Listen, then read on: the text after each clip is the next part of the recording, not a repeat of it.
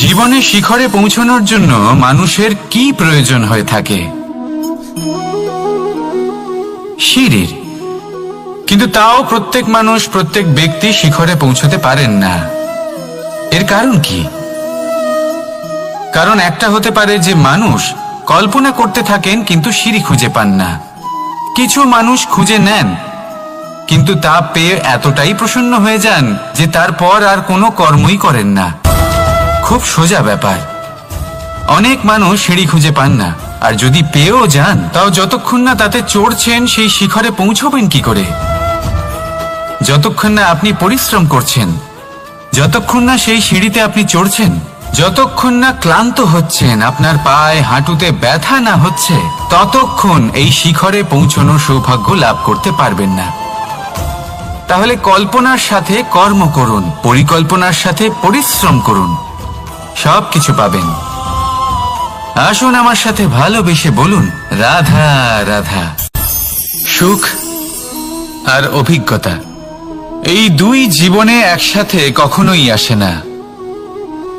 মনে রাখবেন, যেখানে সুখ থাকে সেখানে অভিজ্ঞতা থাকে না।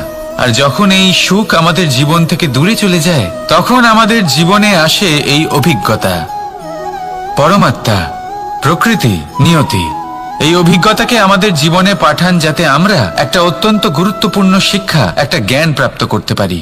এই অভিজ্ঞতা আমাদের শেখায় যে অতীতে এমন কি হয়েছিল যা আমাদের করা উচিত হয়নি।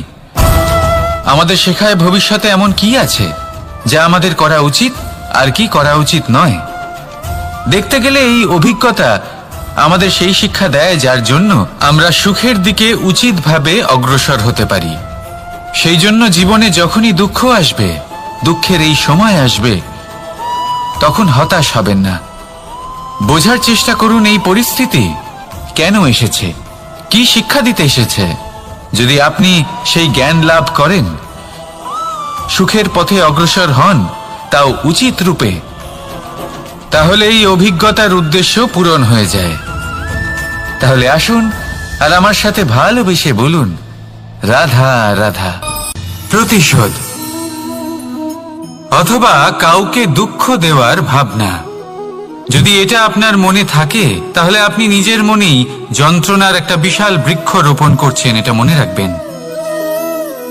কারণ কাউকে দুঃখ দেবার এই ভাবনা, এটা হলো সেই বীজ যা আপনার মনেই পতিত হবে, আপনার মনেই অঙ্কুরিত হবে, আর আপনার মনেই একটা বিশাল বৃক্ষরূপে বেড়ে উঠবে। জীবন আপনার, কর্ম আপনার, কাউকে দুঃখ দেবার ভাবনা আপনার ছিল, এই বৃক্ষ হলো আপনার, তাই এর ফলও আপনিই পাবেন, যা গ্রহণও আপনাকেই করতে হবে। মনে রাখবেন, যে মানুষ এটা ভাবে যে আমি ওকে দুঃখ দেব, ওকে কষ্ট দিতে চাই আমি, সেই মানুষই দুঃখ আর কষ্ট পেয়ে থাকে। যদি সেই জায়গায় আপনি এটা ভাবেন যে আমি কাউকে সুখী করে তুলতে চাই, কাউকে সুখ প্রদান করতে চাই, তাহলে তারও বীজ আপনার মনেই রোপণ হবে, বৃক্ষে পরিণত হবে, যার ফলও আপনিই পাবেন। এখানে বিষয়টা হলো শুধু মানসিকতার চিন্তা, যা সত্য হয়ে আপনার সামনে আসে।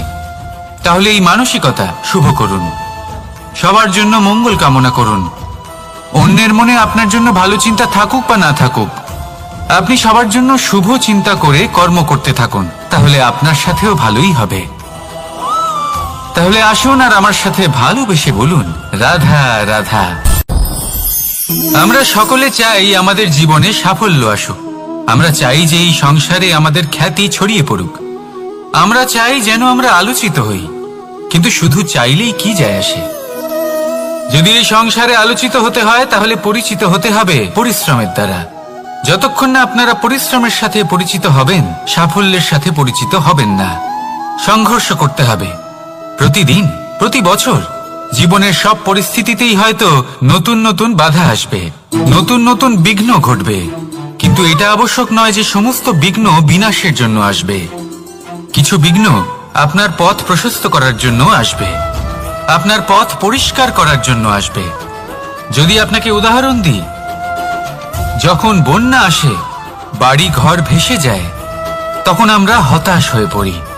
আমরা দুঃখী হয়ে পড়ি, কিন্তু সেই বন্যাই আমাদের সেই ধরিত্রীকে এত উর্বর করে তোলে যে সেই উর্বর অংশ কাজে লাগিয়ে আমরা সেরকম আরো 10টা বাড়ি বানাতে পারি। তাহলে ধন্যাত্মক থাকুন আর যে কোনো সংঘর্ষের জন্য প্রস্তুত থাকুন, জীবনে অনেক দূর যেতে পারবেন। তাহলে আসুন আমার সাথে ভালোবেসে বলুন, রাধা রাধা। জীবনে কখনো কখনো আমরা সেই পরিস্থিতিতে ফেসে যাই যখন আমাদের মনে হয় যে আমাদের নতুন কিছু একটা করতে হবে, কিন্তু আমরা করতে পারি না, কারণ কোথাও না কোথাও আমরা রীতির দ্বারা আবদ্ধ, আর আমরা সেই রীতি ভাঙতে চাই না। কেবল একটাই প্রশ্ন আসে মনে, আশেপাশের মানুষ কি বলবে, আশেপাশের মানুষ কি ভাববে। আপনাকে একটা প্রশ্ন করি, কারা এই মানুষজন? আপনার জন্মের সময় এই মানুষজন কোথায় ছিলেন? যখন আপনি কোনো সমস্যায় পড়েন তখন এই মানুষজন কোথায় থাকেন? এগিয়ে এসে কি আপনাকে সাহায্য করেন, নাকি সেই সমস্যার সমাধান আপনি নিজেই করেন? এইসব মানুষজনের চিন্তা ত্যাগ করুন যদি আপনি জীবনে বাঁচতে চান। ভেবে দেখুন জীবনে কি কি শুভ আছে আর কি কি শুভ করতে পারেন। যদি তা স্রোতের বিপরীতে হয় তাহলে সংঘর্ষ করুন, কিন্তু এইসব মানুষজনের কথা ভাববেন না। ভেবে দেখুন জীবনে আপনি কি কি শুভ কাজ করতে পারেন। এটা ভাবুন যে আপনি কখনো এমন কোনো কাজ করে ফেলেননি তো যার জন্য কারো হৃদয় আহত হয়েছে। শুভর দিকে নিজের চিন্তা কেন্দ্রীভূত করুন, আপনার জীবনে সবকিছু শুভই হবে।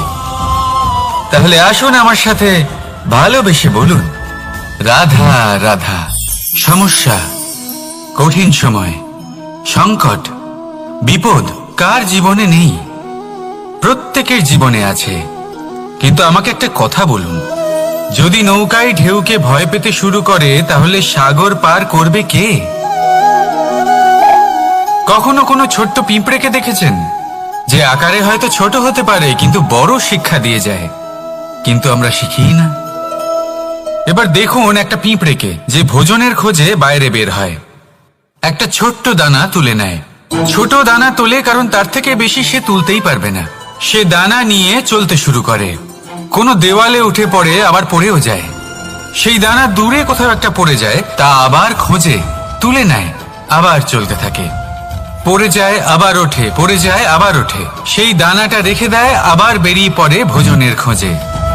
পরিশ্রম করতে থাকে কিন্তু হার মানে না। এই শিক্ষাই তো আমাদের প্রাপ্ত করতে হবে। নিরন্তর পরিশ্রম আর নির্ভীক হয়ে কর্ম করে যেতে হবে। এটাই হলো সাফল্যের মাধ্যম, এটাই হলো জয়ের মন্ত্র, অচ্যুত অজয় অস্ত্র। তাহলে আসুন আর আমার সাথে ভালোবেসে বলুন, রাধা রাধা। আজকাল আপনি দেখে থাকবেন যে মা বাবা শুধুমাত্র সন্তানকে ভালোবাসেন তা নয়, তাদের মোহেও জড়িয়ে পড়েন। বিদ্যালয় যখন পাঠান তখন সমস্ত সুযোগ সুবিধা দিয়েই পাঠান। চেষ্টা করেন যে সবসময় যেন সন্তান তাদের চোখের সামনেই থাকে, কিন্তু ভুলে যান এক অত্যন্ত গুরুত্বপূর্ণ কথা, যে সন্তানকে এক নতুন দৃষ্টিভঙ্গি দেওয়াই হলো ওনাদের কর্তব্য। সেই জন্য পুরাতন কালে শিষ্যদের গুরুকুলে পাঠানো হতো, বাড়ির থেকে দূরে। কারণ বাড়ি ছেড়ে যাওয়া এক সন্তানের জন্য, এক শিষ্যের জন্য অত্যন্ত শুভ লক্ষণ হয়। যখন সে বাড়ির থেকে দূরে, গৃহস্থের থেকে দূরে থাকবে, তখন এই সংসারকে সে এক নতুন দৃষ্টিভঙ্গি দিয়ে দেখবে, পরখ করবে, বুঝতে পারবে, আর সবকিছু নিজে থেকেই শিখে যাবে কখন আক্রমণ করতে হয়, কখন পিছু হটতে হয়, কিভাবে এই সংসারের সম্মুখীন হতে হয়। আর এটা আপনার দৃষ্টি ওকে শেখাতে পারবে না, ওর অভিজ্ঞতা ওকে শেখাতে পারবে। তাই মনে রাখবেন, যদি আপনি চান যে আপনার সন্তানের বিকাশ হোক, তাহলে অনেক সময় ওকে নিজের থেকে দূরে নিয়ে যেতে হয়। যদি মোহে আবদ্ধ থাকেন তাহলে ওর বিকাশ কখনোই হবে না। তাহলে আসুন আমার সাথে ভালোবেসে বলুন, রাধা রাধা। এই সমগ্র সংসারের সব থেকে গুরুত্বপূর্ণ ব্যক্তি কে? স্বয়ং আপনি। নিজের জন্য তো বটেই, তাই না? কারণ যখন আপনি জন্মগ্রহণ করেন, নিজের চোখ খোলেন, এই সংসারে আসেন, তখনই তো এই সংসারকে আপনি দেখতে পান, অনুভব করতে পারেন। এখানকার আবেগ, এখানকার মানুষজন তখন থেকেই অনুভব করেন। যদি আপনি না থাকেন তাহলে এই সংসারের অস্তিত্ব আপনার কাছে শূন্যের সমান, তাই না? আপনি না থাকলে এই সংসারও আপনার কাছে নেই। এবার সবাই বলবেন যে এ তো সত্যি কথা, সেই অনুযায়ী তো আমার স্বার্থপর হওয়া উচিত, অহংকারী হওয়া উচিত, কারণ আমার কাছে আমি তো সবকিছু। দৃষ্টিভঙ্গি পাল্টে দেখুন। আপনার কাছে সব থেকে বেশি গুরুত্বপূর্ণ ব্যক্তি কে? আপনি নিজেই। সেই মানুষটি কেমন হওয়া উচিত একটু ভেবে দেখুন। সবসময় সকলকে সাহায্য করুন, একসাথে মিলে পরিশ্রম করুন, সাহায্য করুন অন্যদেরকে। এটা অতি আবশ্যক। এবং তার থেকেও বেশি গুরুত্বপূর্ণ হলো এটাই যে আপনার মনে যেন কখনো এই বিষয়ে ভয় না থাকে যে আমি আমার প্রিয়জনদের, আমার কাছের মানুষগুলিকে হারিয়ে ফেলব। এই ভয় কখনোই মনের মধ্যে থাকা উচিত নয়। যদি ভয় থাকে তাহলে থাকুক এই বিষয়ে যে সকল মানুষ আমার জীবন থেকে, আমার থেকে দূরে চলে যাচ্ছেন, তাদের বাধা দিতে দিতে আমি যেন নিজেকেই না হারিয়ে ফেলি, নিজের অস্তিত্বকেই না হারিয়ে ফেলি, নিজের ব্যক্তিত্বকে, নিজের বিচারধারাকে, নিজের করুণার শক্তি না হারাই। তাহলে এই ভয় ত্যাগ করুন আর আমার সাথে ভালোবেসে বলুন, রাধা রাধা। দৃষ্টি আর দৃষ্টিভঙ্গি, এই সমগ্র লীলা হলো এই দুইয়ের। বিচিত্র হতে পারে কিন্তু এটাই সত্যি। এবার আপনাকে একটা উদাহরণ দিয়ে বোঝাই। অনেক সময় আপনি কোনো ব্যক্তিকে এটা বলতে শুনবেন যে আমি আমার নিজের উপরে গর্ব করি, আমি নিজেকে নিয়ে গর্ব করি, আমি খুব ভালোভাবে আমার মা বাবার সেবা করি, ওনাদের আমি সবসময় সুখী রাখি, ওনাদের আমি একটা বাড়ি দিয়েছি, সকল সুখ সুবিধা দিয়েছি, ওনাদের জীবনে প্রত্যেক জিনিস দিয়েছি আর দেব যা তাদের প্রয়োজন। এবার আমাকে বলুন যে আপনি কে হন?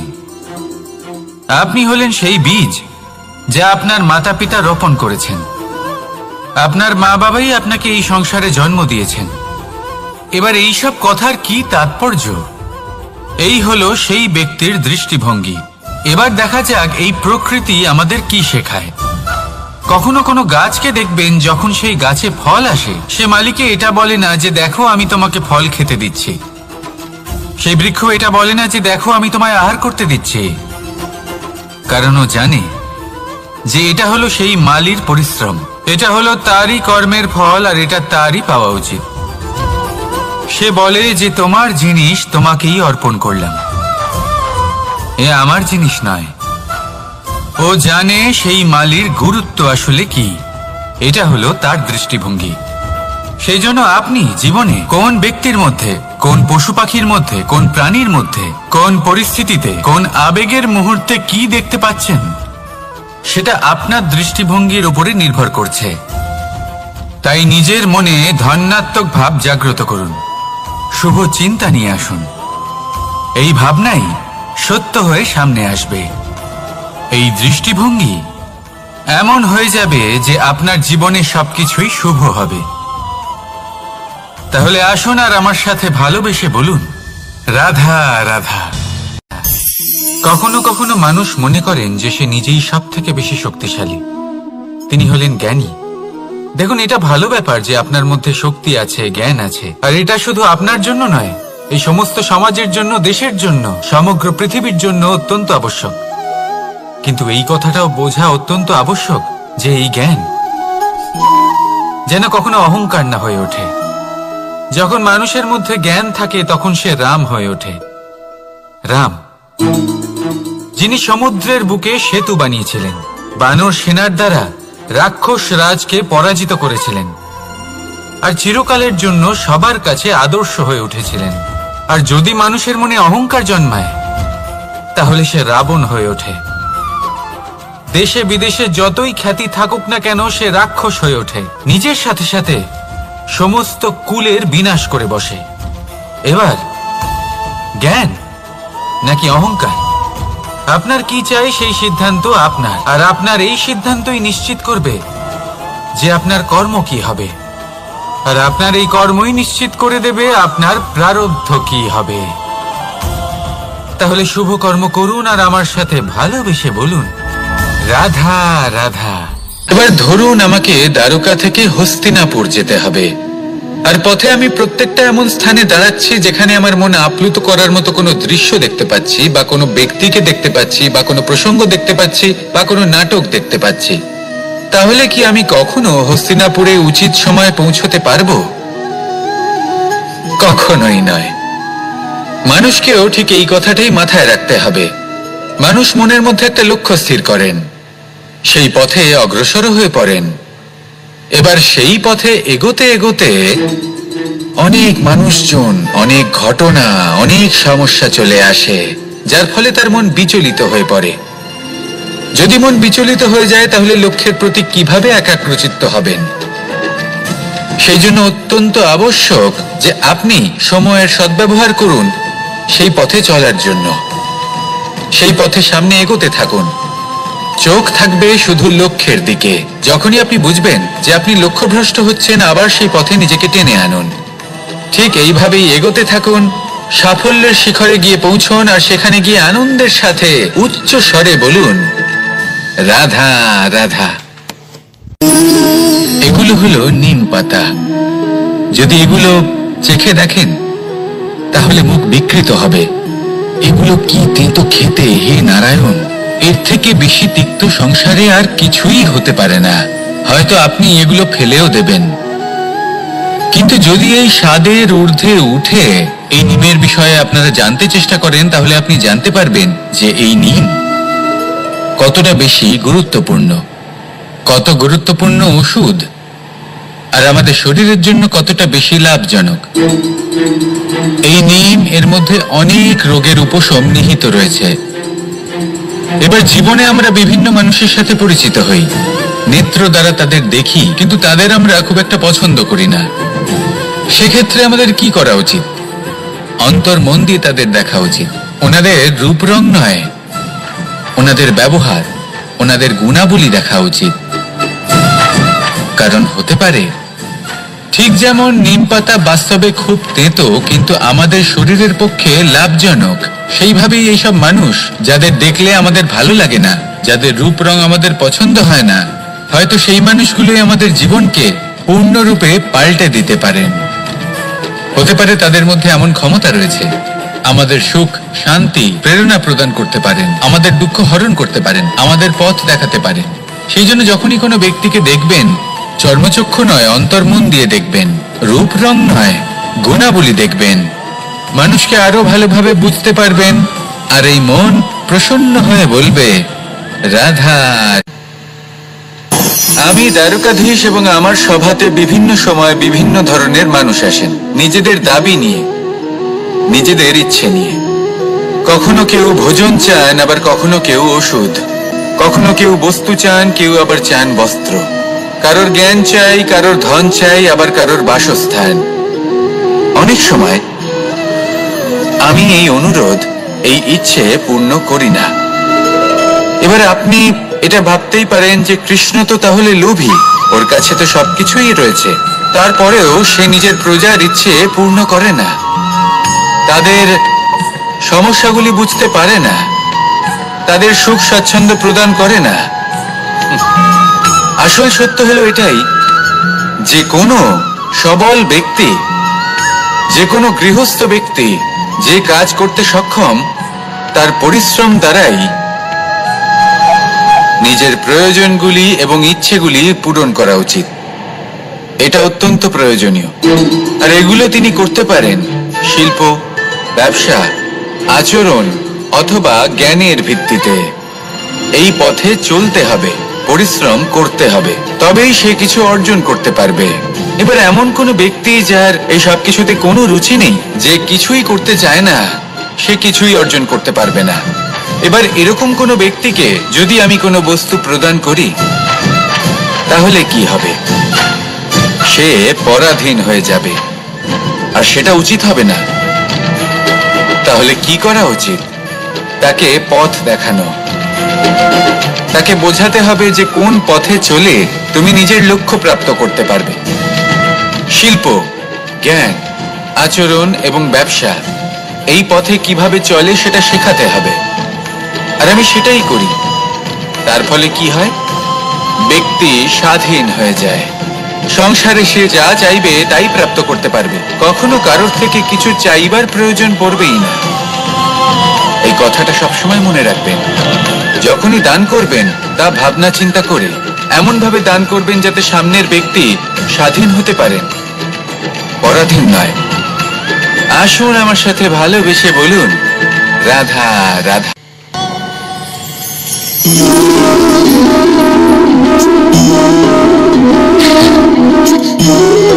ঘুমের মধ্যে আমরা বিভিন্ন ধরনের স্বপ্ন দেখি, কিছু সুখের, কিছু দুঃখের, কিছু অত্যন্ত ভয়ানক।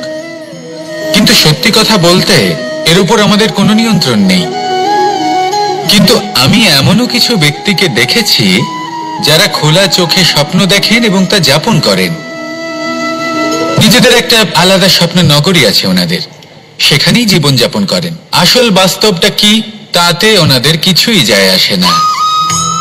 এমন কিছু মানুষ আছেন যাদের কাছে বিন্দুমাত্র জ্ঞান নেই, সে না হয় ঠিক আছে, কিন্তু জ্ঞান এমন ভাবে প্রদান করবেন যে মনে হবে সংসারের সমস্ত জ্ঞান তাদের কাছেই রয়েছে। এমন কিছু মানুষ আছেন যারা ভালোবাসতে জানেন না, আর তাও আমি মেনে নিলাম। কিন্তু কথা এমন ভাবে বলবেন তাতে মনে হবে যেন প্রেমের বিষয়ে সবকিছু শুধুমাত্র ইনিই জানেন। এবার আমি এমন কথা অবশ্যই বলছি না যে আপনি এরকম করেন, কিন্তু যদি কোনো ব্যক্তি এরকম করেন তাহলে তার এটা মাথায় রাখা উচিত যে সেই ব্যক্তি অন্য কারোর সাথে নয়, নিজের সাথে অনুচিত করছেন। কারণ এমন কাজ করে উনি নিজের দোষ, নিজের অপগুণ সংসারের কাছে নয়, নিজের কাছে লুকোচ্ছেন। আপনি যদি নিজেকে বুঝতে না পারেন, সম্পূর্ণরূপে নিজেকে আকলন না করেন, নিজের অপগুণ, নিজের দোষ পূর্ণরূপে না বুঝতে পারেন, তাহলে এটা কি করে বুঝবেন যে নিজেকে কিভাবে শুধরে নিতে হবে? আপনাকে নিজের সত্য স্বীকার করতেই হবে, তারপরেই আপনি নিজেকে পরিবর্তন করতে পারবেন। তাহলে স্বপ্নে নয় বাস্তবে বাঁচুন। বিগত দিনের কিছু কথা মনে পড়ে গেল, এক অদ্ভুত ঘটনা যা অমূল্য শিক্ষা দিয়ে যেতে পারে। বিষয় হলো যক্ষের সাথে যুধিষ্ঠিরের কথোপকথন। একবার যক্ষ যুধিষ্ঠিরকে জিজ্ঞেস করলেন, ওনাকে বললেন যে আমার কিছু প্রশ্নের উত্তর যদি আপনি দিতে পারেন তাহলে আমি আপনার বাকি ভ্রাতাগণকে আবার জীবিত করে তুলব। সেগুলোর মধ্যে খুব গুরুত্বপূর্ণ আর কঠিন একটা প্রশ্ন ছিল, এই সংসারে সব থেকে শ্রেষ্ঠ আশ্চর্য কোনটি? এই প্রশ্ন আমি আপনাকে জিজ্ঞেস করছি। এবার কেউ বলবেন স্বর্ণ দ্বারা নির্মিত লঙ্কা, এটি হলো সংসারের সব থেকে বড় আশ্চর্য। কেউ বলবেন বরফে ঢাকা সেই পর্বত যা আকাশ স্পর্শ করে। কেউ বলবেন সেই সমুদ্র যার গভীরতা মাপা অসম্ভব ব্যাপার। কেউ বলবেন সেই বায়ু যা আমরা দেখতে পাই না কিন্তু তা আমাদের জীবন দান করে। সংসারের সব থেকে বড় আশ্চর্য কি, সেই প্রশ্নের উত্তর যুধিষ্ঠির দিয়েছিলেন, আর তা ছিল শ্রেষ্ঠ উত্তর এবং উচিত। উনি বলেছিলেন যে সংসারে প্রতিদিন কোনো ব্যক্তি জন্ম লাভ করেন আর কোনো ব্যক্তি মৃত্যুও লাভ করেন। এবার এই কথাটা সবাই জানেন, সবাই বোঝেন যে যখন জন্মেছি তখন কোনো একদিন আমিও অবশ্যই মৃত্যু লাভ করব। এবার যখন এই কথা প্রত্যেকটা মানুষ জানেন, তখন কেন প্রত্যেক মানুষ এই চিন্তায় থাকেন, এই নিয়ে কষ্ট পান, এই নিয়ে ব্যাকুল হয়ে থাকেন যে উনি একদিন মৃত্যু লাভ করবেন, তার থেকে দূরে পালাতে চেষ্টা করেন? বলেন যে আমি মৃত্যু লাভ করতে চাই না। কেন? যেখানে কোনো না কোনো দিন এটা অবশ্যই হবে। এ হলো ব্রহ্ম সত্য। এই যে ব্যাকুলতা, এই ভয়, এই যন্ত্রণা, এই চিন্তা তার মনকে বাঁচতেই দেয় না, এই জীবন অনুভবই করতে দেয় না। সেই জন্য এই চিন্তা, ব্যাকুলতা, ভয় এসবের কি লাভ? কোনো লাভ নেই। সেই জন্য যতক্ষণ জীবনযাপন করছেন প্রত্যেক মুহূর্ত যেন শ্রেষ্ঠ হয়, আনন্দময় হয়, প্রেমের দ্বারা পরিপূর্ণ হয়, সেই চেষ্টা করুন। চেষ্টা করুন যাতে আপনি যে কাজ করছেন তার দ্বারা যেন অন্যের মঙ্গল হয়, এই প্রচেষ্টাই আপনার জীবনকে প্রসন্নতা আর প্রেম দ্বারা ভরিয়ে তুলবে। এই মন সুপ্রসন্ন হয়ে বলবে, রাধা রাধা।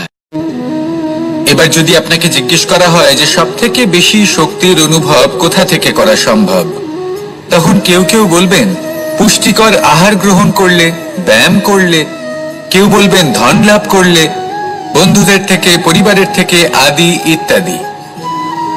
এইভাবে আপনি শক্তির অনুভব অবশ্যই করতে পারেন, কিন্তু সবথেকে বেশি শক্তির অনুভব যদি আপনি করতে চান তাহলে তা পাবেন শুধু একতার দ্বারা, সংগঠনের দ্বারা।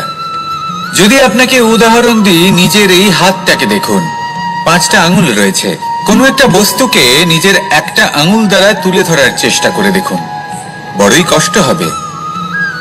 তখন আপনি বুঝতে পারবেন যখন এই 5টি আঙুল একত্রিত হয় তখন কোনো কাজ কতটা সহজ হতে পারে। এটাই হলো শক্তি, একতার। সব থেকে ভালো উদাহরণ যদি আপনাকে দিই তাহলে বাঁশি। এই বাঁশি থেকে অত্যন্ত মধুর সুর নির্গত হয় যা সবার মন প্রসন্ন করে দেয়। এই কথা সত্যি, কিন্তু এই বাঁশি আমি একটা বা দুটো আঙুল দিয়ে বাজাতে পারবো না। আমাকে প্রত্যেকটা আঙুল ব্যবহার করতেই হবে, তবেই এর থেকে মধুর সুর নির্গত হবে যা সকলকে প্রসন্ন করবে, ঠিক কিনা? ঠিক এইভাবেই যদি আপনি চান যে আপনার জীবনরূপী বাঁশি থেকেও মধুর সুর নির্গত হোক বা সবার মনকে প্রসন্ন করে তুলুক, তাহলে আপনাকেও জীবনে একতা নিয়ে আসতেই হবে। আপনি একাও কর্ম করতে পারেন, পথ চলতেও পারেন, সামনেও এগোতে পারেন, সাফল্যও লাভ করতে পারেন। কিন্তু যখন সকলে একসাথে এগোবেন, সেই পথে চলবেন, সেই কর্মই করবেন, তখন লক্ষ্যে অবশ্যই পৌঁছবেন, সাফল্য অবশ্যই লাভ করবেন। কিন্তু সেই সাফল্য এবং তার আনন্দের সংমিশ্রণটাই একটু অন্যরকম হবে। তাই জীবনে ঐক্যবদ্ধ হন, একসাথে মিলে এগোতে থাকুন, আর আমার সাথে ভালোবেসে বলুন, রাধা রাধা। 2 ধরনের আবেগ রয়েছে যার কোনো মূল্য নেই। আমার কথার অর্থ এটা নয় যে এদের কোনো গুরুত্ব নেই, গুরুত্ব যথেষ্টই রয়েছে, শুধু এদের জন্য আপনাকে কোনো মূল্য দিতে হয় না। প্রথম আবেগ হলো আনন্দ, প্রসন্নতা। এটা আপনি যে কোনো জায়গায় খুঁজে পেতে পারেন যদি আপনি খুঁজে পেতে চান। আপনি কোনো পুষ্পের সৌন্দর্য দেখে প্রসন্ন হতে পারেন, বায়ুর কারণে যখন একটি বৃক্ষ শিহরিত হয় সেটা দেখে আপনি প্রসন্ন হতে পারেন, একটা ছোট্ট শিশুর কলরব শুনেও আপনি প্রসন্ন হতে পারেন, একটা ক্রন্দনরত বালককে হাসিয়ে আপনি প্রসন্ন হতে পারেন। সবকিছু আপনার উপর নির্ভরশীল। সেখানে আরেকটি আবেগ হলো দুশ্চিন্তা। মানুষ বড়ই দুশ্চিন্তা করতে থাকে। আজ আমি এই কাজ করেছি, সেই বিষয়ে চিন্তা। আজ আমি এই কাজ করতে পারিনি, সেই বিষয়ে চিন্তা। কাল আমাকে এই কাজ করতে হবে, সেই নিয়ে চিন্তা। আমি কি সেই কাজটা করতে পারবো, সেই বিষয়েও দুশ্চিন্তা। চিন্তা সর্বত্র রয়েছে, যার জন্য মূল্য দিতে হয় না। যত চান আপনি একত্রিত করতে পারেন। একটা গুরুত্বপূর্ণ কথা মনে রাখবেন, প্রসন্নতা জীবনের একটা নতুন সূত্রপাত। সেখানে দুশ্চিন্তা হলো জীবনের চিতার সমান। এবার এই দুটি আবেগ হলো মূল্যহীন, দুটোই আপনার সামনে আছে। কোনটা চয়ন করবেন আপনি, দুশ্চিন্তা নাকি প্রসন্নতা? সিদ্ধান্ত। পৌঁছানো অত্যন্ত কঠিন হয়। কেউ ভাবেন যে কেন এত কঠিন হয়, কেন এত কষ্ট করতে হয় লক্ষ্যে পৌঁছানোর জন্য। এই লক্ষ্য সরলভাবে কেন আমার কাছে চলে আসে না? চলুন আপনাকে একটা কথা বলি, যদি আপনার লক্ষ্য কঠিন না হয় তাহলে তাকে পাওয়া আপনার পক্ষে অসম্ভব হয়ে উঠবে। লক্ষ্যে পৌঁছানোর এই রাস্তায় আপনি যে কড়া রোদের সম্মুখীন হন, যার থেকে আপনি দূরে পালাতে চান, সেই রোদ আপনাকে প্রেরণা যোগায় যে আপনি এগোতে থাকুন। ভাবুন একজন যাত্রী যে কিনা নিজের লক্ষ্যের দিকে যাচ্ছেন, সেই পথে উনি যদি একটু ছায়া পেয়ে যান আর উনি ওখানে বিশ্রাম নেন, তাহলে তার সাথে তার ভাগ্য গভীর নিদ্রায় সেখানে বিলীন হয়ে যায়। তাই পরিশ্রমের করা রোদের থেকে কখনো দূরে পালাবেন না। জীবনে শুধু সামনে এগোতে থাকুন দৃঢ়তার সাথে। আর লক্ষ্য সরল হোক, কঠিন হোক বা অত্যাধিক কঠিন হোক, একটা কথা মনে রাখবেন, যে জীবনের লক্ষ্যে পৌঁছতে পেরেছে সে লক্ষ্য প্রাপ্তির জন্য আফসোস কখনোই করে না। রাধা রাধা। এই সংসারে সাফল্য লাভ করার জন্য জ্ঞানের প্রয়োজন হয়, পরিশ্রমের প্রয়োজন হয়, দৃঢ় নিষ্ঠার প্রয়োজন হয়, নিরন্তর চেষ্টা করা প্রয়োজনীয়। কিন্তু আরো কিছু আছে যা অত্যন্ত প্রয়োজনীয় এবং গুরুত্বপূর্ণ। তা হলো ভালো বন্ধু। তাদের থাকা অত্যন্ত প্রয়োজনীয়। যদি ভালো বন্ধু থাকে তাহলে সময় এলে তারা ঢাল হয়ে আপনাকে সুরক্ষা করবেন।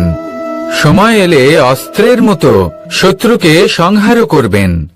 যদি তিনি জ্ঞানী হন, তাদের মধ্যে সদ্গুণ থাকে, তাহলে এই সব গুণ আপনার মধ্যেও প্রবেশ করবে। তাহলে সাফল্যের জন্য ভালো বন্ধু পাওয়া অত্যন্ত প্রয়োজনীয়। কিন্তু শুধু বন্ধু কেন, ভালো শত্রুও থাকা প্রয়োজনীয়। এবার আপনি ভাববেন, আমি কি বললাম? যদি আপনার জীবনেও ভালো অর্থাৎ শক্তিশালী শত্রু থাকে, তাহলে আপনিও শক্তিশালী হতে থাকবেন। এই শত্রু আপনাকে প্রেরিত করবে আরো বেশি শক্তিশালী হয়ে ওঠার। কখনো কোনো হরিণকে দেখুন, তীব্র গতিতে দৌড়তে থাকে। কেন তীব্র গতিতে দৌড়য়? এই কারণে নয় যে কোথাও তার জন্য মধুর ঘাস অপেক্ষা করে রয়েছে, না। সে এই কারণে তীব্র গতিতে দৌড়য় কারণ সেটা না করলে তার পেছনে একটি সিংহ আছে যে ওকে নিজের ভোজন করে ফেলবে। তাই জীবনে বিপদ, সংকট, এই সবকিছুও হলো অত্যন্ত গুরুত্বপূর্ণ। তার সম্মুখীন হতে শিখুন আর আমার সাথে ভালোবেসে বলুন, রাধা রাধা। ধৈর্য। এই ধৈর্য কি কোনো গুণ, কোনো অনুভূতি, কোনো দৃষ্টিভঙ্গি? আমার জন্য ধৈর্য এক বাহন। আপনি হয়তো ভাবছেন, এ কেমন বাহন? বাহন তো ঘোড়া হতে পারে, হাতি হতে পারে, উটও হতে পারে, কিন্তু ধৈর্যকে বাহন বানানো মানে? চলুন আপনাকে একটা কথা বোঝাই। পৃথিবীতে এমন কোনো বাহন নেই যে তার আরোহীকে আছড়ে ফেলেনি। সেটা উট হোক বা হাতি হোক বা ঘোড়া হোক, চলতে চলতে কখনো নড়বড় করেই বসে। তারপর সেই আরোহী পড়ে কারোর পায়, তারপর পড়ে তার নিজের নজরে। কিন্তু ধৈর্যরূপী বাহন কখনো কাউকে ফেলে না, কখনো না। না সেই আরোহী কারোর পায়ে পড়ে, আর না তো নিজের নজরে। কারণ ধৈর্য আপনাকে বিবেক প্রদান করে, বিবেক আপনাকে পরিকল্পনায় সাহায্য করে, আর পরিকল্পনা প্রদান করে আপনাকে শক্তি, আপনার লক্ষ্যের দিকে অগ্রসর হওয়া। বুঝলেন? ধৈর্যকে সঙ্গে রাখুন, নিজেকে আরো ধৈর্যশীল করে তুলুন। এই ধৈর্যের সাহায্যে আরোহণ করে দেখুন কিভাবে এই বাহন আপনাকে আপনার গন্তব্যে পৌঁছে দেবে। রাধা রাধা। সংসারে এমন একটা ভ্রান্ত ধারণা রয়েছে যে সবকিছু ভাগ্যের দ্বারা পাওয়া যায়। কিন্তু ভাগ্য, প্রারব্ধ, এ তো সকলের জন্যই সমান হয়। এটা তো ব্যক্তির উপরে নির্ভরশীল হয়, তার আকাঙ্ক্ষার উপরে নির্ভরশীল হয়, বাসনার উপরে নির্ভরশীল হয়, স্বভাবের উপরে নির্ভরশীল হয় যে উনি সেটা নিয়ে কি করেন। দেখুন, এই প্রসাদ কিন্তু সকলকেই দেওয়া হয়, কিন্তু তা গ্রহণ করবেন কিভাবে সেটা ব্যক্তির উপরে নির্ভর করে। আপনাকে এক উদাহরণ দিই। যেমন ধরুন, দুজন মানুষকে আমি একটা করে মাটির ডেলা দিলাম, সেটা নিয়ে তারা কি করবেন? একজন মানুষ তার ছোট ছোট ডেলা বানাবেন আর পথযাত্রীদের ওপরে ছুঁড়ে মারবেন, হাসি ঠাট্টা করবেন, তাদের বস্ত্র নোংরা করে দেবেন, সেটাতেই উনি আনন্দ পাবেন। অন্যদিকে দ্বিতীয় ব্যক্তি সেই মাটির ডেলা দিয়েই নিজের জন্য একটা কুঁড়ে ঘর বানাবেন। সেই কুঁড়ে ঘর যা রোদেতে, বৃষ্টিতে, ঝড়ে তাকে সুরক্ষিত রাখবে। অনুভূতি, এই অনুভূতি বদলাতে শিখুন। এই অনুভূতি অত্যন্ত গুরুত্বপূর্ণ। ভালোবাসাতেও এই অনুভূতি হলো অত্যন্ত গুরুত্বপূর্ণ। ভালোবাসা সে বন্ধুর সাথে হোক, মা বাবার সাথে হোক, ভাই বোনের সাথে হোক, স্ত্রীর সাথে হোক, যে কারোর সাথে হোক। মনে রাখবেন, এই হলো সেই অনুভূতি যা আপনার ভাগ্য নির্ধারণ করে থাকে। তাহলে আসুন আমার সাথে প্রেমের অনুভূতি নিয়ে বলুন, রাধা রাধা। লক্ষ্য, পথ আর সাফল্য, এই তিনটেই একে অপরের সাথে জড়িত। কিন্তু অনেকবার মানুষ এদের ঠিকভাবে বুঝতে পারেন না।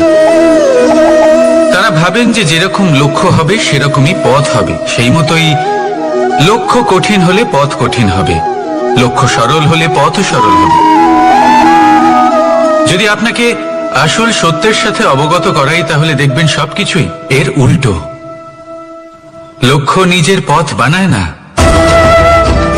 পথ সেটাই যেটা আপনি স্বয়ং নির্বাচন করে আপনি নিজে বানান। সেই অনুসারেই আপনি আপনার লক্ষ্যে পৌঁছতে পারবেন। সেই জন্য জীবনে যখনই লক্ষ্যে পৌঁছানোর পথের বিষয়ে আপনি কোনো সিদ্ধান্ত নেবেন, তাহলে তা ভেবে চিন্তে নেবেন, কারণ এই পথ অত্যন্ত গুরুত্বপূর্ণ। পথ যদি শুভ হয়, তাহলে লক্ষ্য আপনা থেকেই শুভ হয়ে যায়। তাহলে আসুন আমার সাথে ভালোবেসে বলুন, রাধা রাধা। সঞ্চয়। মানুষের যখন থেকে বোধ বুদ্ধি হয়, সঞ্চয় করতে আরম্ভ করে দেন। সঞ্চয় করতে থাকেন ভোজনের, সঞ্চয় অর্থের, সঞ্চয় শক্তির। নিজের জন্য করেন, নিজের পরিবারের জন্য করেন, নিজের স্ত্রীর জন্য করেন, সন্তানের জন্য করেন, সন্তানের সন্তানের জন্যও সঞ্চয় করেন। সঞ্চয় করার জন্য ওনার কাছে অনেক কারণ রয়েছে, কারণ উনি এটা ভাবেন যে এই সঞ্চিত শক্তির জন্য কেউ ওনার কোনো ক্ষতি করতে পারবে না। মানুষ ভুলে যান একটা গুরুত্বপূর্ণ কথা, এই সত্য, উনি এই সংসারে খালি হাতেই এসেছিলেন, আর এখান থেকে ওনাকে খালি হাতেই যেতে হবে। যা এখানকার তা এখানেই থেকে যাবে। আর যদি কিছু ওনার সাথে যায়, তা হলো ওনার কর্ম, আর কিচ্ছু নয়। তাই যদি কিছু অর্জন করতে চান, তাহলে শুভ কর্ম অর্জন করুন, আত্মশক্তি অর্জন করুন, কারণ পরলোকে এটাই হবে আপনার সম্পত্তি। তাহলে কি এটা আপনি অর্জন করতে চান না? আসুন আর আমার সাথে ভালোবেসে বলুন, রাধা রাধা। কখনো কোনো বাগানের কোনো বৃক্ষকে দেখেছেন যেখানে সুগন্ধি ফুল থাকে, রসালো ফল থাকে? তখন মন প্রফুল্ল হয়ে ওঠে, মন থেকে সেই বৃক্ষের প্রতি ভালোবাসা জন্মায়। কিন্তু যিনি বাগানের মালিক, শুধুমাত্র তিনিই জানেন যে কিভাবে এই বৃক্ষকে আগলে রাখতে হয়, কিভাবে তার পরিচর্যা করলে এতে সুন্দর সুগন্ধি ফুল হবে, রসালো ফল হবে। কখনো কখনো প্রয়োজনের থেকে বেশি রোদ পেলে এই বৃক্ষগুলি শুকিয়ে যায়, প্রয়োজনের থেকে কম রোদ পেলেও এই বৃক্ষ কিন্তু শুকিয়ে যায়। প্রয়োজনের থেকে কম জল যদি পায়, এই বৃক্ষ শুকিয়ে যেতে পারে। প্রয়োজনের থেকে অতিরিক্ত জল যদি পায়, তখনও এই বৃক্ষের শিকড়গুলি নষ্ট হয়ে যেতে পারে। এবার এটাই কিন্তু আমাদের সংসারের সাথেও হয়। আমাদের সংসারের সকল প্রতিভাশালী ব্যক্তি, যেমন লেখক, বিচারক, প্রবক্তা, যোদ্ধা, এদের সবার ক্ষেত্রে এই কথাটাই প্রযোজ্য। যদি বেশি প্রশংসা করা হয়, তাহলেও এরা হারিয়ে যাবেন। প্রয়োজনের থেকে বেশি যদি নিন্দা করা হয়, তখনও তারা নত হয়ে পড়বেন। তাহলে আপনি এদের রক্ষা করুন এবং নিজেদেরও। মনে রাখবেন একটা কথা, জেনে রাখুন কখন কোন নিন্দায় আপনি লজ্জিত হবেন না, আর কখন কোন প্রশংসার দ্বারা নিজের মধ্যে অহংবোধ জাগ্রত করবেন না। এই মন সুপ্রসন্ন হয়ে বলবে, রাধা রাধা। আপনি অবশ্যই কোনো গাছ দেখে থাকবেন যেখানে অনেক ফল রয়েছে। সেই গাছের ডালগুলি নিজে থেকেই নত হয়ে যায়। কেন? যাতে মানুষ, প্রাণী, এরা সকলে যাতে সেই ফল খুব সহজে গ্রহণ করতে পারেন। এটাই হলো প্রকৃতির শিক্ষা, এটাই হলো প্রকৃতির নিয়ম। মানুষেরও কিছুটা এরকমই হওয়া উচিত। যদি আপনি সাফল্যের চরম সীমায় পৌঁছে যান, অনেক বেশি ধন অর্জন করে ফেলেন, তখন মনে রাখবেন যে আপনি যেন অহংকারী না হয়ে পড়েন। বিনম্র থাকতে হবে। সেই ধনকে ব্যবহার করতে হবে উচিত কাজের জন্য। সেই ধনের দ্বারা সমাজের মঙ্গল করা উচিত, সকল মানুষকে সাহায্য করা উচিত যাদের ধনের অভাব আছে। যদি ধনী হওয়া সত্ত্বেও আপনি ধনের সদ্ব্যবহার এই সমাজের মঙ্গলের জন্য, তার ভালোর জন্য না করেন, যদি আপনি ধন দান না করেন, তাহলে এই ধন অহংকার রূপী বিষে পরিণত হয়ে আপনাকেই নাশ করবে। তাই ফলে ভরা গাছের মতো নত হয়ে থাকুন, বিনম্র হয়ে থাকুন। কখনো কখনো এমন সময় আসবে যখন আমাদের আপনজনের থেকে সাহায্য চাইতে হয়। আমরা সাহায্য চাই আর তারা সাহায্য করেও দেন, আমাদের সংকট থেকে মুক্তও করে দেন। কিন্তু যখন এই সময় বদলে যায়, যখন সুখের সময় আমাদের জীবনে আসে, তখন আমাদের মনে একটা অহংবোধ জেগে ওঠে। মনে হয় উপকার আবার কি, সেই ব্যক্তি সাহায্য করেছিলেন তাতে কি, উনি তো নিজের কর্তব্য পালন করছিলেন। সেই ব্যক্তি আমাদের ধন দিয়েছিলেন যখন প্রয়োজন ছিল, তো আমরা সেই ধন তো ফিরিয়ে দিয়েছি, উপকার কিসের? এই ভাবনা অনুচিত। যদি কোনো ব্যক্তি আপনাকে সাহায্য করে থাকে যখন কেউ করেনি, যখন আপনার সব থেকে বেশি প্রয়োজন ছিল, সেই সাহায্য অমূল্য, আর সেটা উপকারী বটে। যদি কেউ উপকার করেন, তাহলে বিনম্র চিত্তে ভালোবেসে আজীবন তার উপকারের প্রতি কৃতজ্ঞ থাকুন। কারণ সত্যি কথা বলতে এই সংসারে উপকার করার মতো ব্যক্তি খুব কম রয়েছেন, আর উপকারের কথা মনে রাখেন এমন কৃতজ্ঞ ব্যক্তি আরো কম।